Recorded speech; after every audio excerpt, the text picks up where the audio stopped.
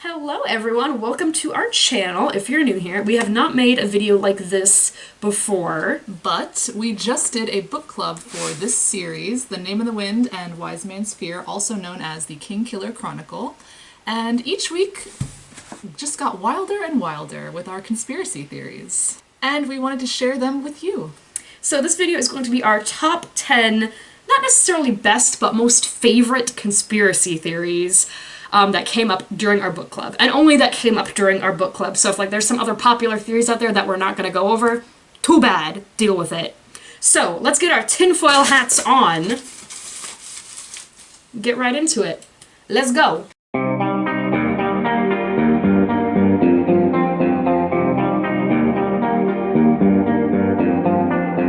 Alright, so the order that we're going to be sharing these theories in is not necessarily anything. We didn't necessarily rank them in this order. It's not going from worst to best. We just put them in an order that we thought would be easiest to share with you. So it's not like number 10 is our least favorite and number 1 is our favorite. This is just an arbitrary list. Number 10! Cinder is Master Ash and also is Bredon. They're all the same person. Alright. So, Master Ash is first mentioned in Book 1, Chapter 66, when they discuss him for the first time, and it says that he has white hair. Pretty suspicious. Pretty suspicious. Denna doesn't tell him, doesn't tell Kvothe his real name because she doesn't know his real name. So Kvothe decides to make up a name for him. He starts by guessing all of these things that start with the letter F, which are similar to Ferula, which we know is Cinder's real name, as stated by Haliax in Chapter 16. But instead, Kvothe settles on the name Ash, which is a synonym for Cinder. And this whole naming scene is made even more impactful based on the fact that we know from multiple other examples that Kvothe has a knack for naming things correctly in general. So the fact that he guessed all of these F-sounding names, which are similar to Cinder's true name, and then came up with a name that's a synonym for his name is kind of obvious. So next, we have the facts of the Trebon wedding incident. Master Ash brings Denna to this wedding to play, where there is a Chandrian artifact that must be destroyed. Then he shows up, drags her into the woods, goes, "Okay, BRB, wait here." Suddenly the wedding is on fire, everyone is screaming and dying. Ash comes back like, okay, I gotta go. And then he pieces out. So I'm sorry, but there is literally like 0% chance that he did not just run off and start that fire. Like, it's too suspicious. It's too suspicious. Next, we have Wise Man's Fear, Chapter 73. She mentions that her patron is giving her access to genealogy records for her song, except that her song is about Lanre / Haliax. So who better to get information about the Chandrian than from the Chandrian themselves? You know? Then we have the quote, "My patron gives me other things. He knows things I need to know." So she's clearly not in this for the money or for the patronage, where she can like use his name to improve herself. She's with him so that she can get these secret things. Okay.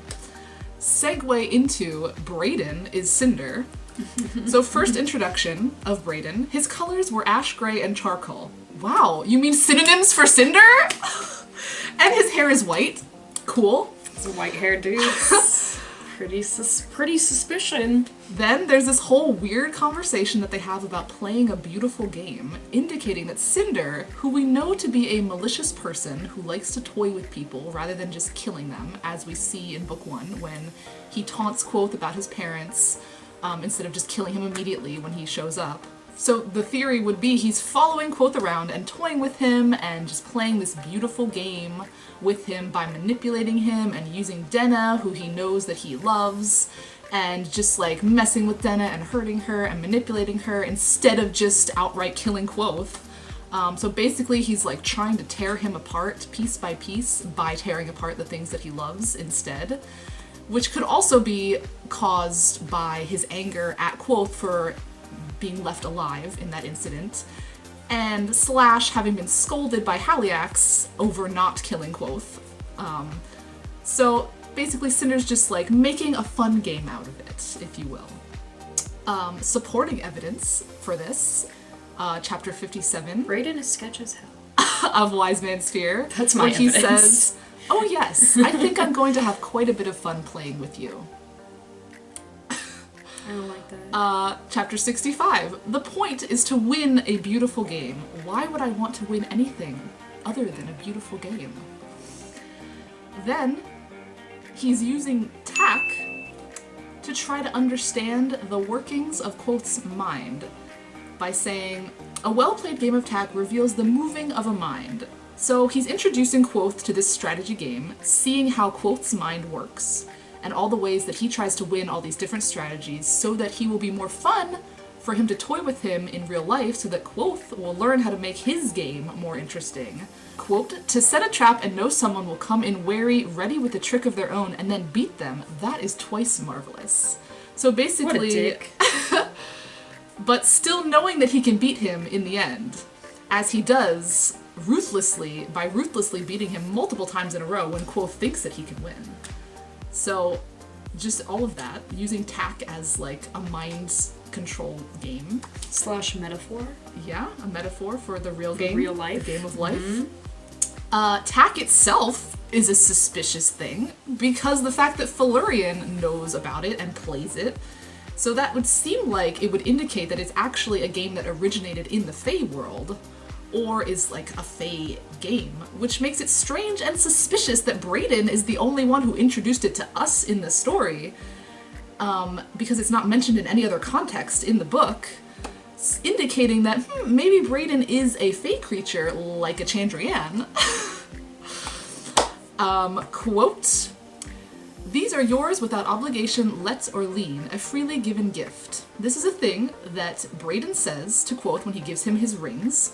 This is also a term, a fairy term, that is used by Bast in chapter 2. So letting us, the audience, know that that is like a fairy phrase, the exact same phrase that Bast, the only Fae creature that we know of, uses. So pointing at the fact of maybe Bredon is also the same type of creature as Bast.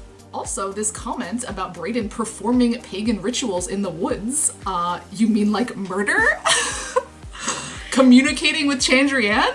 And Kvothe's like, psh, that's not real. Like, bitch, how do you know? Probably is. Yeah. So that would be Bredon is Cinder. You know who else was in the woods? The Chandrian. Cinder. Yeah. Like, during that part of the book. You're right. You're right. So we've got Cinder is Master Ash, and we've got Bredon is Cinder. Now we have evidence for Bredon is Master Ash. It's like a Venn diagram. Like, yeah. White hair in the middle. Sketch. We got white hair, we got suspicious as hell, and in the woods. Yeah. They're all the same. They are all the same. So Bredon leaves town the same time that Denna leaves town. Chapter 68, Suspicion. When the Kvothe talks about Denna being beaten by her patron in chapter 104, it mentions that he used his walking stick yesterday. So guess who also has a walking stick? Who's the only other character that we've ever been introduced that has a walking stick? Bredon. It's Bredon. That's what shook me. I was like, and then we have Denna's comments about her patron possibly already having ties to the mayor and saying, you might have already met my patron and not even known it. Yeah, you sure might have, Kvothe. You sure might have. So, in conclusion, it's hella obvious. Becky strongly believes. So how likely do you think? This is 100% true. Like, at least one of these three things is true. Okay? Yeah. But I feel the most strongly that Cinder is Master Ash. Like, you can't just start a fire and, like... But he's not even the fire one, though. I know, so he well, didn't start the fire. You know, okay. How do you feel? I think this one is probably the most likely of all of them. Even if it's not all three are the same, it's either Ash and Cinder are the same, or Ash and Bredon are the same, or Cinder and Bredon are this. Like, it has to be one of them. Right. And I do think if Bredon is not a Chandrian, then he's like doing something sketch. Maybe he's like Chandrian affiliated adjacent. Or Chandrian adjacent, Chandrian associate, something. Like, he's doing something to like help them. I don't know, Bredon's just sketch, and he is doing something bad. Like, I don't trust him in any way. So even if he's not a Chandrian himself, I think he's doing something sketchy. Number 9! Denna is doing sketch magic and is evil the whole time. So first of all, everything that Denna does is sketch. Let's just get that absolutely. out first, like, right off the bat. So for me, this all starts in Book 1, Chapter 6, when Innkeeper Kvothe is talking to Chronicler about the truth about what happened to Kvothe that made him who he is now. And Chronicler says, "Some people say there was a woman," and Kvothe immediately cuts him off and gets super dark and angry, saying, "What do they know? What do they know about what happened?" Chronicler follows this by trying to say, "They say she," but gets cut off again because Kvothe gets super dark and like breaks a bottle across the room, and Chronicler is basically like, "Oh shit, what the fuck?" Like, and he's like, "Oh, this is the face of a man that would kill an angel. Like, dear Lord, get me out of here." Oh my god. So, and then Kvothe follows this scene by saying, "What can any of them know about her?" So all of this entire reaction, there's no way that Denna is not the girl that he's referring to in this part, okay? Like, there's no way. It has to be her. She's the only girl that means anything to him. So what big, giant, dark part to play does she have that would incite this type of extreme reaction in the present day, okay? Like, that's number one sketch. So pair this with the song about Savian and Alwyn that they sing together in the Eolian when they first meet and come back together. Because this song parallels their own story, specifically with the line, "I cried for Savian and Alwyn, for love lost and lost again at cruel fates and man's folly." Is that not their exact story? Like, literally, like, what's the folly? Denna is the folly. There's something, okay. Plus, going off of this, the thing he says right before they have their big fight in the Wise Man's Fear, Chapter 73, is, "I can't help but feel that if I'd said the right thing at this moment, everything would have turned out differently." So by everything, do you mean like everything? Like everything in the whole future would have been different if I hadn't fought with Denna here? Like if we hadn't parted ways here? So, sketch. So, generally sketchy behaviors of Denna when she meets him again at the Eolian for the first time in Chapter 58 of Book 1. She mentions having a knowledge of naming, and she uses different names all the time, which is hella suspicious. And Elodin lost his shit about that too. Yeah. He was like, "What do you mean someone's changing their name?" Like, Yeah. the heck? What does that mean? Yeah. As we know from theory number 1, her patron is Cinder. So whether she's aware of it or not, she's already in cahoots with some sketchy shit. Then we have Chapter 62 of the first book, where Kvothe, who we know to be a very good namer, compares her to a Selas flower that grows best in shadowy places. And he says, "There is much of you that is both shadow and light." Then we have all the times that she mentions needing to know something that no one else knows, or needing to know secret things, or whatever the heck she's always saying, which my favorite of which is, "I know things they don't teach you at your precious university. Secret things!" Let's get into all the times that Denna has mentioned needing to know sketchy magic. Wise Man's Fear, Chapter 10.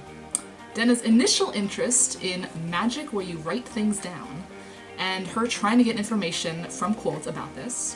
Then, in Chapter 18, she tries to get information from Will and Sim about it by saying, "I need to know how it works." Why? Why do you need to know? What are you doing? Then she specifically asks about magic of writing things down and says, "A magic where you wrote things down and whatever you wrote became true." And basically she describes it almost as if it were like a way to control someone. Like, if someone saw it, even if they couldn't read it, it would become true for them. They'd think a certain thing or act a certain way depending on what the writing said. So this, at least, is the beginning of the secret things that she needs to know, or is trying to learn. Which brings us to the examples of her actually using this sketch magic with her letter and her braids. So first, we have Denna's letter, Wise Man's Fear, Chapter 43. This is the first example we see of Denna trying to use a type of written down magic through sending this letter to Kvothe, because it is written so strangely, with all these random words being capitalized, the first of which is the word you, meaning, is that who you're trying to target the magic towards, the person that's reading this letter? So by saying you as the first part of magic, it's targeting that person that's reading it. Then she goes on to mention all of these things that she did on her way to Yil, most of which are actually things that also happen to Kvothe later on in the story, after he reads this letter, such as leaving Imre without word or warning, going abroad looking for greener pasture, spending some time afloat, learning all manner of sailors' knots, seeing his first Adem mercenary, not until now having the means to do anything. And it ends with, I hope your loot case is serving you well, which we know saved his life on his journey when he got in the ocean or whatever, and saved all of his prized possessions. So basically, many of the things that she mentions in this letter soon happen to Kvothe himself, meaning that this could be some kind of written magic that makes people act a certain way, essentially like controlling his future into experiencing these things, or controlling him into acting in a way that made all of these things happen. So next we have her braids. So Wise Man's Fear, chapter 64, this is when it starts mentioning that she has braids in her hair. And in this instance, when she realizes that it's there while she's with Kvothe, she immediately undoes it. Sketch. The same thing happens in chapter 70, and then in chapter 73, when they have their big fight, she keeps the braids in, but in the middle of the fight, she undoes it and then rebraids it a different way. But it's not until chapter 147 that we know that this type of Yilish story, that this is a type of Yilish story knot that she's actually using. Which would be something that she learned traveling to Yil. And it's then that we also learn that the braid she is wearing at that time says the word lovely, which, if this is a type of written down magic that you don't actually need to know how to read in order to be affected by it and to act a certain way, then she's essentially trying to use this braid like to convey this message of being lovely to the world, either as a way of like gaining favor with rich dudes, to get things, or maybe to make Master Ash feel more interested in her so that he would actually become her patron. Because before this moment, before she started doing these braids, you know, they were just kind of playing this like back and forth game where he wasn't really her patron, but then right after she appears with these braids, she's like, oh, by the way, he's my patron now, we did it! Like, okay. Cinder like, ooh, lovely. But she always took them out when she was around Kvothe. So maybe that's because she didn't want to actually control him with it, either because she doesn't want him to be more involved in whatever she's doing, like she's trying to protect him, or maybe she doesn't want him specifically to feel more drawn to her and get closer to her because she knows that he's also a magical person and he could, like, you know, oppose her if he found out she was doing sketch things. But she leaves the braid in when she's playing her song about Lanre to him. So maybe in that moment, she was trying to control him into believing that what she was singing about Lanre was the truth, the fact that Lanre is good and not bad. Because we don't know whether that specific braid in her hair said lovely, like that could have said anything. You know, she could have been like, Lanre is good, like in her hair. Lanre is good. I don't know. Because she changed the braid like in the middle of that, so she clearly knows more than one. So we don't know what it said at first, we don't know what she changed it to when she was like yelling at him. So basically all we know is that in chapter 147, the one she was wearing said lovely. But it can be assumed that most of the initial ones that she was wearing also say lovely, because in the narration, Patrick Rothfuss always uses the word lovely to describe her, as saying like, Denna was lovely as the moon, or Denna was lovely blah blah blah, like Denna is so lovely, like, okay, great. Additionally, when she is playing the song for Kvothe is actually braiding strands of grass together idly in his hands, which, while he is unaware of what Yilish story braids are, he could actually have been, like, his mind, like, unconsciously using that type of magic and, like, unconsciously, like, counteracting whatever hers was trying to do. Because he wasn't affected by the song, you know, he knew that it was not the truth or whatever. Which is why, like, he didn't believe what she was saying. Like, it didn't work because maybe he was putting up this defense with the grass. You know? I don't know. Yeah, exactly. An additional subplot of Denna being evil would be known as Denna being Lyra's reincarnation of Lyra, because in Name of the Wind, chapter 79, when she's telling Kvothe about how she had pneumonia as a child and actually died for 2 minutes, and she says, like, sometimes I wonder if this is all some sort of mistake, if I should be dead. But if it is a mistake, I have to be here for a reason. So, what if, when she died as a child, she actually somehow got reincarnated as Lyra? Or Lyra's dead soul went into her? I don't know. And maybe Denna is unaware of this, but this is the reason why Cinder is like trying to use her and manipulate her, either as part of Haliax's command or alternatively going against Haliax and like trying to get back at Haliax for forcing him to do whatever he wants and whatever his mission is and like hurting him all the time. So maybe Cinder's like, okay, what if I resurrect the soul of Haliax / Lanre's girlfriend and put her in this girl and like mess with this girl and like fuck her up all the time and like essentially like hurting Lyra and being like, take that, Haliax. Like, I don't know.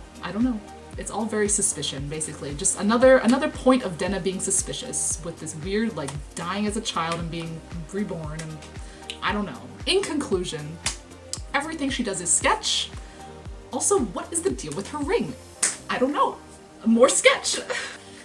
So, how likely is this? You feel pretty strong. 100%. Here's the thing. Okay, I think Denna is sketch is a fact. Like, that's not a theory. That's a fact. Like, she is sketch. Yeah. Whatever she's doing is not good. I'm just like, sometimes I feel like she's not aware of it. Right. Like, some of her reactions seem like she doesn't know what is going on. So maybe she is under control by them. If she's not already just evil or working for evil people, which she could be working for evil people, like, against her will, kind of. Like, yeah, she has no choice. Right, true. For whatever reason, which would be kind of sad. Well, I'm sorry, girl, but you're still terrible. If she's not already evil at the moment, she could become evil.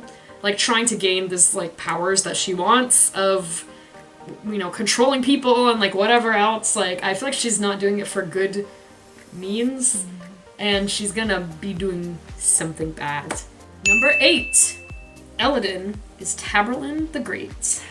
This starts off with The Name of the Wind, chapter 46, when they're in the insane asylum, or what is it called? Crockery? The Crookery, the Haven, whatever. Pocker Creek. Elodin makes this whole show of how he broke out by quoting the Taborlin the Great story and saying, "You see, once upon a time, Elodin the Great found himself locked in a high tower." So this whole part about him retelling how he called the name of stone and it broke and how he busted out of the prison, he's saying it as if he himself were Taborlin the Great, like making it like a... like first person? Yeah, like putting himself in that same story. Maybe because he actually is. Because this is the exact same as the first story that we ever hear about Taborlin in chapter 1 of the first book. Basically indicating that there are all these parallels between what Taborlin can do and what Elodin can do, like knowing the names of all things. We know nothing about Elodin's actual past, and he's clearly like an extremely powerful arcanist / namer who has done some shit, so it's perfectly plausible that he has lived a life very similar to Kvothe, like with all these crazy adventures that are being told in stories about him. So like, people tell stories about Kvothe in the present day, the same way that like young Kvothe tells stories about Taborlin the Great. So it's not like that big of a stretch that like the timeline as Elodin being Taborlin the Great, people telling stories about Elodin, Kvothe being great, people telling stories about Kvothe, you know, like it's not that big of a stretch. And then in the first story, in chapter 1, it also mentions that Taborlin was captured by the Chandrian. So, what if Elodin has also had dealings with the Chandrian, and that's why he now works at the university and is working with the Emir to defeat them? But we'll get to that.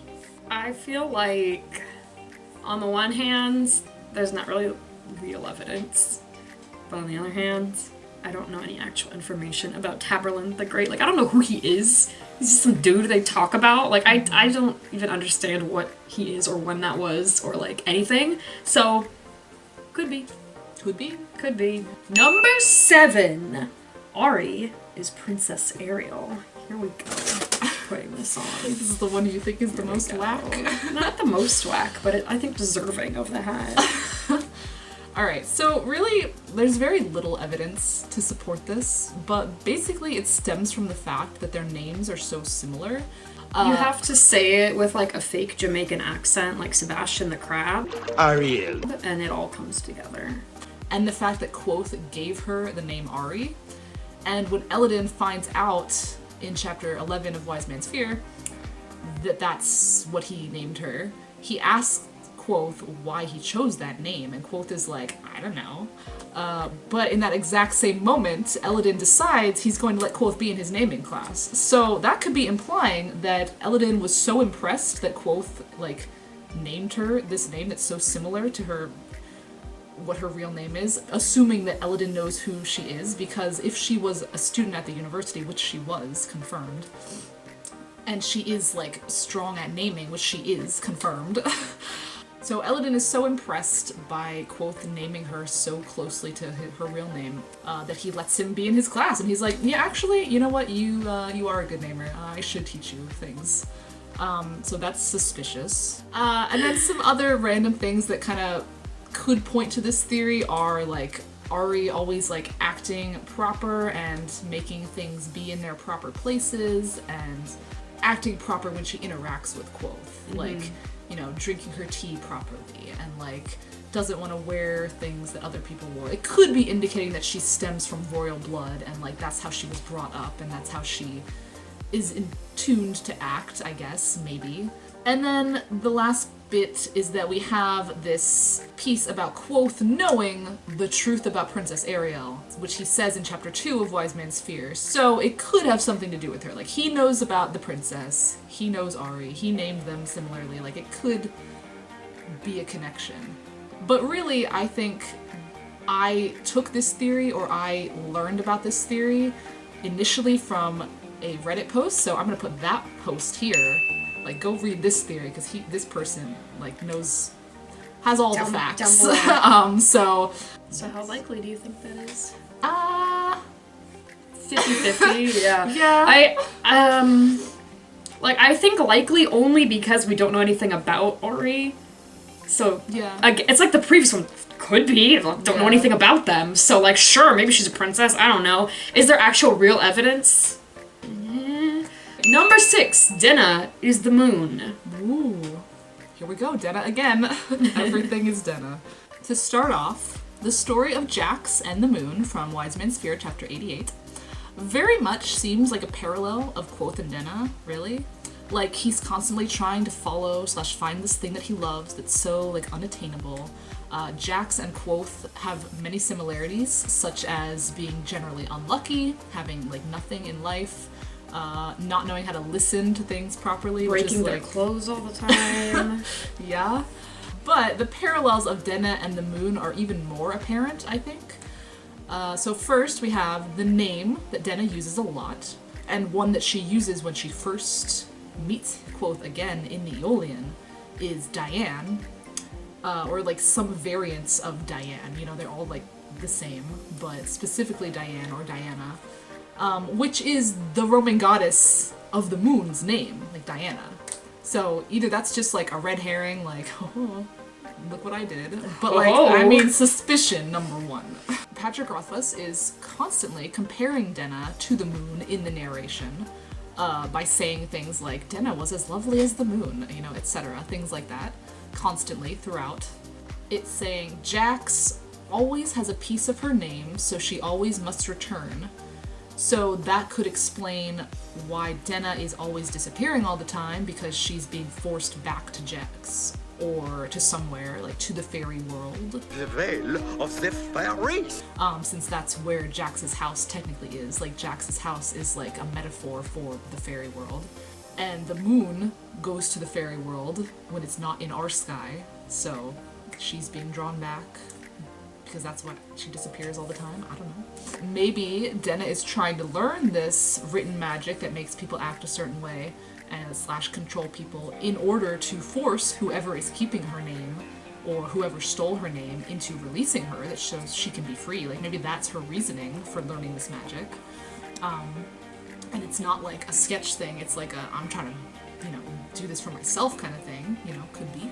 So it is confirmed by Felurian that Jax is actually Ajax, and he's the one who split the world in two and created the Fey Realm, and then pulled the moon into it / split the moon between the two worlds. So given that, it could be that Denna is working with the Chandrian through Cinder, Master Ash, to get to Ajax, who is trapped behind the doors of stone.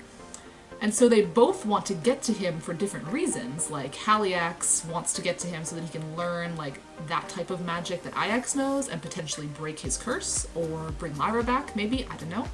And then Denna trying to get to him so that she can either kill Ajax or somehow convince him through her special magic to release her or give her full command of her name back. So maybe that's why she's working with the Chandrian, because they both are trying to get to Ajax. Well, this theory and the Denna is evil theory, could they both be true, or they can't?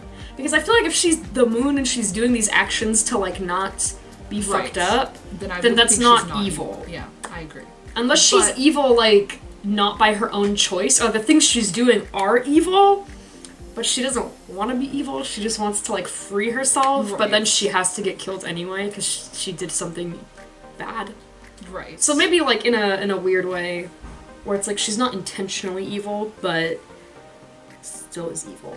Could be. Yeah, or like she's still like doing sketch things. Like she's still learning the sketch magic, she's still interacting with the Chandrian, not necessarily like wanting to do the same thing that they're doing, but just like she needs them to help her, so she's working with them. I think that the parallels are there, but it's like, does it mean she is the moon and they are one, or are they just parallels between the two stories? Yeah. So I think probably like the same amount of likelihood as the other one, but I don't know if they can both be true at the same time. Yeah, I feel more strongly that she is going to do something negative or bad that will affect Kvothe negatively or badly. Yeah. Because of that. Because if her motivation is just, I'm the moon and I lost my name and I need to get it back, I don't think that's like a malicious motivation. But I feel like she's doing something more sketchy than that. You know what I mean? And then I also feel like the fact that she does change her name all the time, it could be because she doesn't know her true name, but I feel like it's more sketch than that. Number 5! Hey guys, so this conspiracy video ended up being way too long, so we decided to split it up into 2 parts. So this is the conclusion of part 1. Please stay tuned for part 2. Thank you guys so much for watching, and we'll see you next time.